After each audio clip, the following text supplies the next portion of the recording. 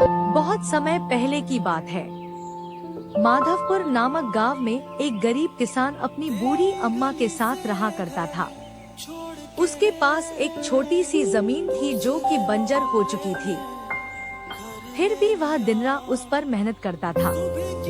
मोहन बहुत ही मेहनती और ईमानदार था। वह एक आत्मविश्वास से भरा हुआ व्यक्ति था जिसे ना हालातों से डर लगता था ना ही लोगों की बातों से। हर दिन सूरज उगने से पहले ही वह उसी आत्मविश्वास के साथ उठता और अपने खेत की ओर बढ़ता जहां सिर्फ बंजर जमीन थी, लेकिन उसके सपनों की हरियाली छिपी हुई थी। उसे यकीन था कि एक दिन उसकी मिट्टी उसे जरूर जवाब देगी, सोने जैसी फसल बनकर। ओ बेटा मोहन, तेरे लिए मैंने जमींदार से बात कर ली है। वो तुझे अपने पास काम पर रख लेंगे। तू भी जाकर उनसे एक बार बात कर ले बेटा। अब हमारे बस की बात नहीं रही। कम से कम वहाँ रहकर तू अपना गुजारा तो कर पाएगा। मुझे तेरा बहुत ख्याल है मोहन, इसलिए यह कदम उठाया। जाकर बात कर ले, सब ठीक हो जाएगा।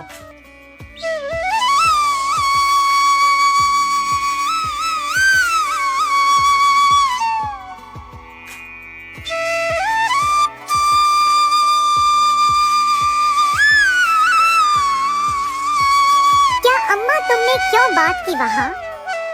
मैं नहीं जाऊंगा। हमारा खुद का खेत है तो मैं दूसरों के पास क्यों काम करने जाऊं? मैं गरीब सही मगर खुददार हूँ। मैं अपनी मिट्टी में पला हूँ, उसी में पसीना बहाऊंगा। चाहे जितनी भी मुश्किल हो अम्मा, मैं अपनी ही जमीन पर मेहनत करूंगा। किसी और की नौकरी नहीं करूंगा। अरे मोहन, उस बंजर जमीन में क्या उगाएगा तू? वो जमीन अब बिल्कुल बेकार हो गई है बेटा। ना उसमें नमी बची है ना जान। तू अपनी जिंदगी यूं ही जाया कर देगा। उस जमीन को संवारते संवारते मैं जानती हूँ तेरा हौसला बड़ा है, पर बेटा हौसले से पेट नहीं भरता। तू मेरी बात मान ले। वो जमींदार कम से कम तुझे रोज की रोटी तो देगा। अपनी जिद छोड़ दे बेटा। तू थक जाएगा पर वो जमीन कुछ नहीं देगी तुझे। अरे अम्मा, तुम बेकार में ही इतनी परेशान हो रही हो। देखना, एक दिन मैं उसी जमीन से सोना निकालूंगा। यह जमीन ही हमारी सबसे बड़ी ताकत बनेगी। मोहन खेत में काम कर ही रहा था कि तभी वहाँ पर एक आदमी आकर बोला, अरे मोहन भैया, आपको भी मानना पड़ेगा। आप फिर से इस बंजर जमीन पर मेहनत कर रहे हैं। अरे मंगेश भैया, अब क्या करें?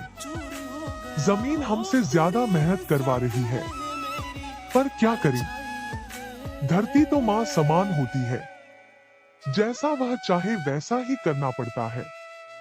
कभी सख्त हो जाती है, कभी चुपचाप सब सह लेती है, कभी बीज को छुपा लेती है तो कभी उसे जीवन दे देती है। हम तो बस उसके बच्चे हैं जो उसके हर रंग को अपनाना जानते हैं।